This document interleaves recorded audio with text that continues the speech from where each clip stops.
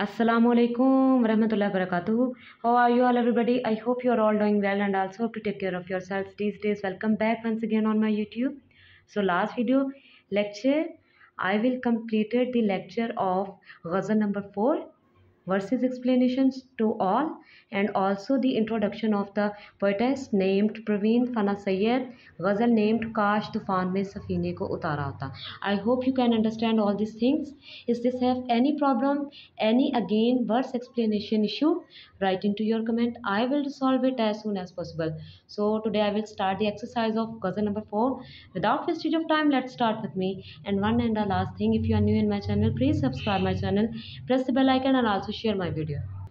Ji, first of all question number 1 है परवीन फना सैयद की इस गज़ल के मतन के पेश नज़र मुख्तसर जवाब लिखिए, जो कि एक वर्सेस एक्सप्लेनेशन, और इसका मटेरियल आपको नेक्स्ट वीडियो में मिलेगा एज रिटन फॉर्म में.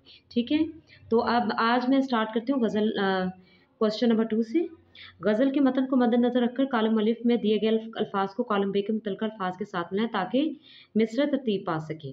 ठीक है, कॉलम जैसे ऐसे हमेशा मैंने आपको बताया है एज MCQs लाजमन होते हैं और इनको यूज्ड होते हैं और इनको लाजमन हमें ना सीखना चाहिए, इसमें अपने लर्निंग पॉइंट पे लाना चाहिए. काश तूफान में सफ़ीने को उतारा होता, हम तो साहिल का तसव्वुर भी मिटा सकते थे, तुम ही वाकिफ़ ना थे अदाब जिफ़ात से वरना, तुम गम तो खैर अपना मुकद्दर है सो इसका क्या जिक्र, तुम पर इसरार फना राज़े बका खुल जाते. ठीक है, आप चाहे तो मेरी तरह लाइंस भी लगा सकते हैं, चाहे तो यहाँ पर पॉइंट कर सकते हैं 1 2 3 4 5. क्लियर. अब है हमारा क्वेश्चन नंबर 3. इस गज़ल में हम अल्फाज उतारा, उभारा, इशारा, सहारा, गवारा, हमारा, पुकारा, ये अगर एज MCQs आ जाए ना कि हम आवाज़ अल्फाज कौन से होते हैं और आगे आपको दिया जाए मतला, मक्ता, काफिया, रदीफ, तो आप काफिया पर ही टिक का निशान लगा सकते हैं या बबल फिल कर सकते हैं या इसका सर्कल लगा सकते हैं कि अल्फाज किस तौर पर इस्तेमाल हुए, काफिया के तौर पर. इस गज़ल में मतला के दोनों मिसरों और उसके बाद आने वाले हर 2 मिसरों में वो लफ्ज़ क्या है जो मिनो अन दोहराया जाता था बार बार, और इसे इस्लाम में क्या कहते हैं? उसे इस्लाम में रदीफ़ कहते हैं और वो वर्ड हमारी गज़ल में ही है, वो वर्ड है ये होता. मिनोगन बार बार दोहराया गया है इसे गज़ल में. क्लियर, आपको नज़र आ गया होता, ये इसका आंसर है. सेकंड 5.1 हमारा 10 झैल अल्फाज को अपने जुमलों में इस तरह इस्तेमाल करें कि उनके मायने वाज़ेह हो जाए. ये हमारे अल्फाज हैं और इनके जुमले मैंने नेक्स्ट पेज पे लिखे हुए हैं as written form lead pencil से. तो चलो पहले इनको देख लेते हैं. साहिल, तूफ़ान, सफ़ीना, मौजू, तसव्वुर. पहला है हमारा साहिल, ये ऊपर शायद आपको नज़र आ जाए क्योंकि स्पेस कम थी तो मैंने इसे जस्ट लिखने की कोशिश की है. कराची के करीब साहिल बहुत खूबसूरत है, आप किसी भी मुल्क में हैं उसके साहिल का जिक्र कर सकते हैं. आगे तूफ़ान था ना हमारा वर्ड, तूफ़ान ने बहुत से दरख्त उखाड़ दिए. थर्ड वन है हमारा वर्ड सफ़ीना, सलामती के साथ सफ़ीना किनारे पर जा लगा, सफ़ीना मैंने कश्ती. उसके बाद मोजो का है बहुत लोग मोजों से घबराते हैं. ठीक है, नेक्स्ट है मोजो, और अगला वर्ड मैं आप देख लेती हूँ कौन सा है, मोजो, और लास्ट वन है तसव्वुर. अल्लाह ताला का तसव्वुर हर वक्त हमारे दिल में रहना चाहिए. ठीक है, ये 5 जो कि हैं मैंने सिंपल से बनाए हैं टेंसेस, इसको आप चाहें तो अपने पास लिख सकते हैं या मेरी वीडियो को सेव कर सकते हैं. नेक्स्ट है हमारा इस गज़ल के दर्ज ज़ैल तराकीब को अपने जुमलों में इस तरह इस्तेमाल करें कि उनका मफ़हूम वाज़ेह हो जाए. अदाबे व जिफ़ा, मक़सद शौक़, अनायत का भर, इसरार फ़ना, राज़े बका. नेक्स्ट मैंने इसे भी राइट किया हुआ है, वो मैं आपको भी दिखा देती हूँ, यहाँ पे एक्सप्लेन कर देती हूँ. ठीक है, ये है हमारा अदाबे जिफ़ा, ये मैंने साथ में थोड़ा सा लिखा है. शायरा का महबूब अदाबे जिफ़ा से वाकिफ़ नहीं, शायरा का महबूब अदाबे जिफ़ा से वाकिफ़ नहीं. बसद शौक़, आप बसद शौक़ खेलना लेकिन सबक याद कर लो, यानी बाद में खेलना, पहले सबक याद कर लो.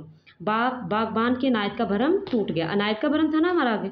नेक्स्ट है अल्लाह के वली इसरार फना से वाकिफ़ होते हैं, और लास्ट वन अल्लाह ताला ने अपने चाहने वालों को राज़े बका से आशना कर देता है. क्लियर हो गया. अब नेक्स्ट है इस गज़ल के मतलब में वो कौन से 4 अल्फाज हैं जो मुतलाज़म या ग्रोही कहलाते हैं. तो वो 4 अल्फाज मैंने यहाँ पे लिखे हुए हैं, आप देख लीजिएगा. एक है तूफ़ान, दूसरा है सफ़ीना, मौजे, और लास्ट वन है उभारना थोड़ा सा मेरा उसके नीचे आ गया है. ठीक है, आई थिंक अब आपको नज़र आ गया. ये 4 वर्ड्स हैं. अब नेक्स्ट है क्वेश्चन नंबर 8। मतन के मुताबिक मुनासिब लफ्ज़ की मिसरे मदद से मिसरे मुकम्मल करें। ये भी MCQs यूज होते हैं, ठीक है। इसे इन्हें भी तैयार करना चाहिए। डूब जाता भी तो मौजों ने उबारा होता, हमने हर जुल्म को हंस हंस के सहारा होता, जहर भी हमको बसद शौक गवारा होता, एक भी फूल जो गुलशन में हमारा होता, तुमने एक बार तो यज़दां को पुकारा होता, ठीक है। अब नेक्स्ट हमारा आखिरी क्वेश्चन है। इस गज़ल के इन शेरों की तशरीह कीजिए और मुतल्लिका सनद का हवाला भी दें। ये आप खुद कर सकते हैं, क्योंकि ये आपका एक वर्क है मेरी तरफ से कि आप इसकी तशरीह करके मुझे इसकी एक पिक्चर मेरे अकाउंट पे सेंड करेंगे, ठीक है। और नेक्स्ट वीडियो में मैं उसका नेम लाजमन लूँगी। और सेकंड लास्ट वन है सरगर्मियाँ। पर तलबा परवीन फ़ना सैयद की ये गज़ल दुरुस्त लफ़्ज़ और रवान लबो लहजे के साथ क्लास में पढ़ें, ठीक है। वो आप पढ़ सकते हैं। तलबा लाइब्रेरी से परवीन फ़ना सैयद का कुलियाते हासिल करें और इनकी कोई और मुतरन्नम गज़ल दोस्तों को सुनाएं। ये भी चाहें तो आप क्लास में कर सकते हो। तलबा इस गज़ल के मतला और मक्ता को अपनी कॉपी में लिखें। ये भी बहुत, इन तीनों में से कोई एक सरगर्मी, ये भी आपका वर्क है और ये भी आपका वर्क है। अब मैं देखती हूँ कि मेरे कहने पे कौन ये वर्क करता है इन दोनों में से। ये क्वेश्चन, ठीक है, और ये क्वेश्चन, इसमें इन दोनों में से किसी एक की तशरीह लिखकर मुझे सेंड करें और नेक्स्ट वीडियो में मैं उसका नेम लाजमन कॉल करूँगी। और इसको भी अगर आप लिख के सेंड करेंगे तो उसका नेक्स्ट वीडियो में मैं अपनी वीडियो में उसका नेम कॉल करूँगी। So if this have any problem, writing to your comment, I will solve it is as soon as possible. Take care of yourself. See you in the next video. Allah Hafiz everybody.